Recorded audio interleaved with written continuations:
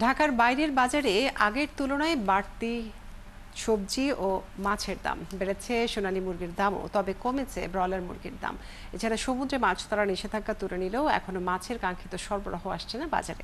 সহকর্মীদের তথ্য ও ছবিতে প্রতিবেদন।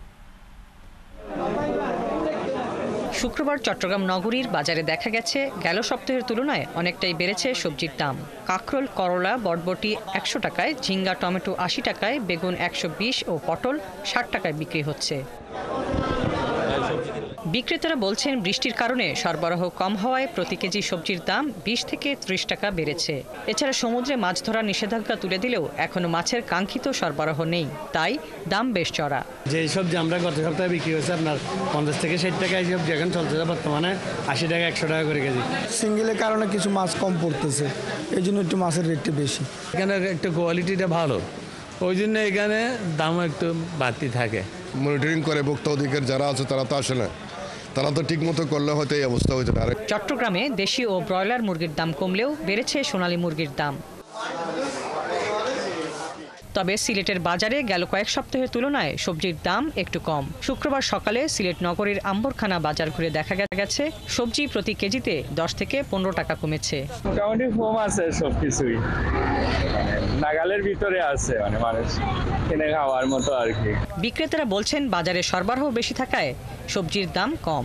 ক্যাসিল ৮০ আইছে ৬০ টাকা, লাউ আছিল ১০০ টাকা, ৮০ টাকা নাইছে ৫০ টাকা। পটল আমরা এখন ৩০ টাকা কেজি বিক্রি করতেছি। বরিশালে ইলিশের দাম প্রতি কেজি ২০০০ টাকার ওপরে। এছাড়া রুই ও কাতল মাছ কেজিতে ৪০ টাকা বেড়ে ৪০০ টাকায় বিক্রি হচ্ছে। ক্রেতারা বলছেন সব পণ্যের দাম চড়া, আর বিক্রেতারা বলছেন সরবরাহের ওপর বাজার দর ওঠানামা করছে। মাছের দরও বেশি, মাছের আমদানিও কম। মাছের সংখ্যা খুব কম, মাছ পাওয়া যেতেছে না, মাছের দাম খুব বেশি। এদিকে কুমিল্লায় বৃষ্টির কারণে বেড়েছে সবজির দাম। সব ধরনের সবজির দাম বেড়েছে কেজিতে ১০ থেকে ১৫ টাকা। সপ্তাহের ব্যবধানে বেড়েছে সোনালী মুরগির দামও। নতুন কিছু সবজি আসতেছে, এগুলা একটু রেট আনাইলে অন্য কিছু অনেক কম। সবগুলোর দামে তো আপনার বেশি, এখন আমরা ৮০ টাকা, ৬০ টাকা, ১০০ টাকার নিচে তো কোনো কিছু নাই। এদিকে মানিকগঞ্জে দেশি মাছের দাম ১০০ থেকে ২০০ টাকা পর্যন্ত বেড়েছে। বড় ইলিশ বিক্রি হচ্ছে ২৮০০ টাকা কেজিতে।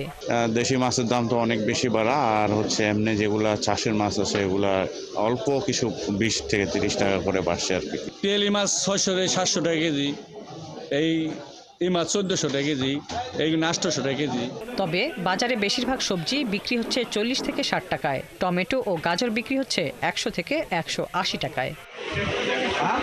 হাসিবা আলী বর্ণা, ৭১।